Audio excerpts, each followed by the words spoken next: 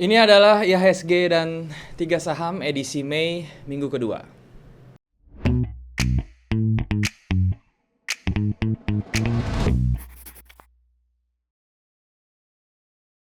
Halo teman-teman bosku semua, apa kabar semuanya? Welcome back to my channel ya, bersama gue Daryl. Dan hari ini kita masuk ke segmen IHSG dan 3 saham ya.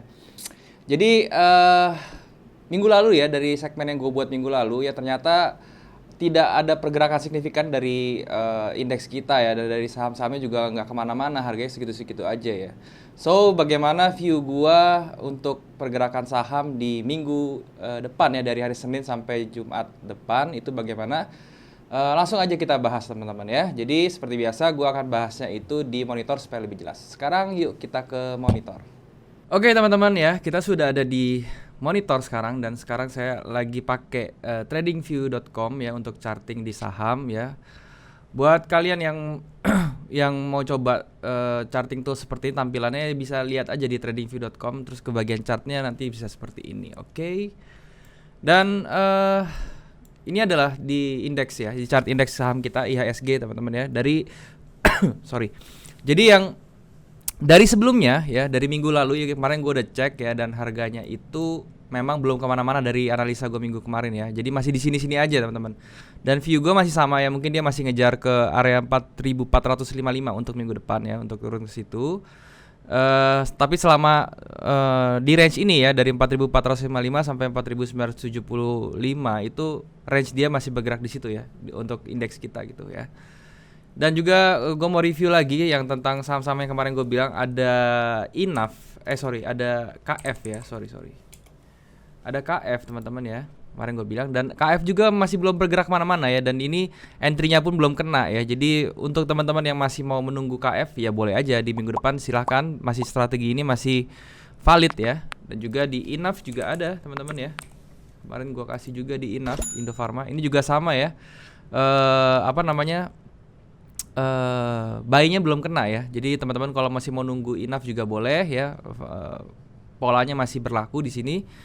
Dan stop loss dan TP-nya juga tetap masih sama seperti yang kemarin gue jelasin di video kemarin. Dan kemudian ada JPFA teman-teman ya.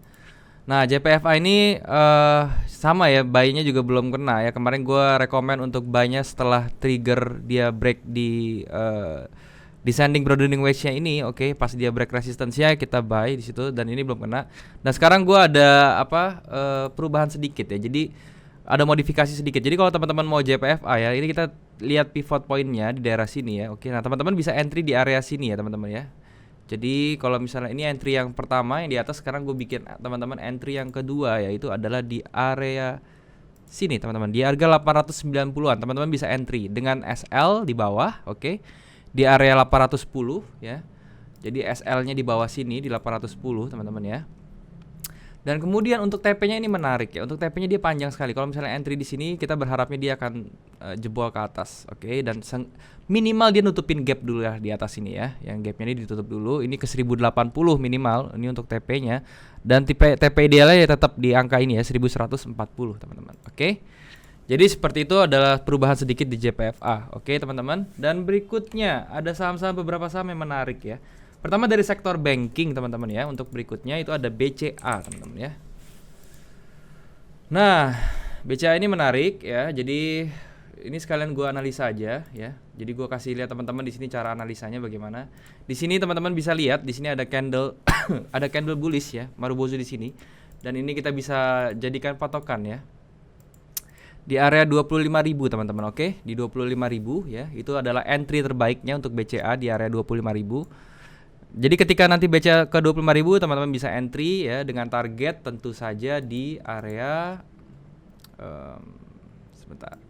Ya. Targetnya di area 27.000 teman-teman ya. Di 27.000 sekitar sinilah. Nih.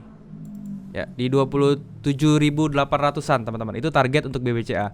Jadi entry-nya di 25.000, targetnya di 27.800. Dan tentu saja SL-nya itu di 23.800 teman-teman ya. Jadi untuk risk reward-nya juga masih oke nih teman-teman ya. Kalau misalnya kita entry di sini, SL di sini, terus TP-nya di sini, oke. SL-nya sekitar 5 sampai 6% dan untuk targetnya sekitar 10% dan rasionya masih bagus. Jadi BCA masih aman, oke? Itu untuk BCA. Kemudian saya lihat yang bagus lagi ada Jasa Marga, teman-teman ya, JSMR. Ini menarik ya. Nah, JSMR ini menarik ya. Kita bisa entry teman-teman karena di sini ada pin bar ya, pin bar untuk bullish dan dia sudah dekat-dekat sama resistannya. Di ujung resisten itu ada pin bar. Biasanya dia akan terus ngegas teman-teman ke atas ya. Dan ini untuk entry-nya ya, ini simpel sekali teman-teman. Besok pas buka kalau dia masih di area sini, di area dalam candle sini ya. Nah, di area sini teman-teman bisa entry untuk buy ya.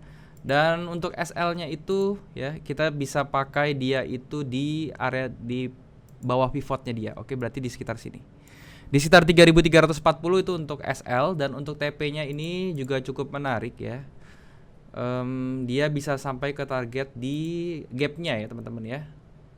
Jadi di area sini, ini untuk TP-nya dia. Oke, jadi kalau saya bikinin risk reward-nya ya, saya misalnya entry di sini, kita SL daerah sini dan TP-nya di atas, teman-teman. Nah, ini bisa dilihat ya. Stop loss kita sekitar 7 sampai 8% ya, dan untuk targetnya itu kita sekitar 20% dan jadi ini JSMR menarik sekali, oke? Itu untuk JSMR dan berikutnya ada ICBP, teman-teman. Ini juga menarik ya, ICBP. Nah, ICBP ini kita akan entry dia di area sini, teman-teman ya, di area sini, oke? Ini di area sini. Kenapa di area situ ya? Itu penjelasannya adalah kita menggunakan yang namanya Fibonacci, teman-teman. Untuk teman-teman yang belum tahu Fibonacci, nanti hari Selasa saya upload untuk video Fibonacci ya. Nah, jadi areanya tetap tepat sekali di area yang tadi saya gambar ya. Sebentar, saya pindahin dulu sedikit. Nah, di sini teman-teman. Jadi untuk entry areanya di area 9000 sampai 9100 itu untuk ICBP, oke? Jadi untuk entry-nya di sini 9000 sampai 9100. Dan untuk SL-nya kita bisa taruh dia di 8600 dan untuk TP-nya ya teman-teman ya, kita bisa balik lagi ke area sini ya, ke area 1000. Jadi untuk risk reward-nya dia 5% berbanding 11% atau 1:2 dan ini ICBP juga masih bagus RR-nya, oke?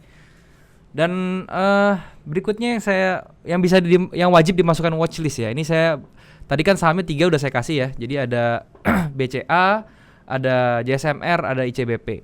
Dan ini ada saham-saham yang menurut saya rekomendasi untuk teman-teman lihat ya, untuk teman-teman cek dan masukkan ke watchlist, yaitu ada BTPS, teman-teman ya. BTPS ini juga menarik ya karena di sini dia ada doji yang ada rejection dia di area Fibo kecilnya, swing kecilnya dia ada rejection, teman-teman ya.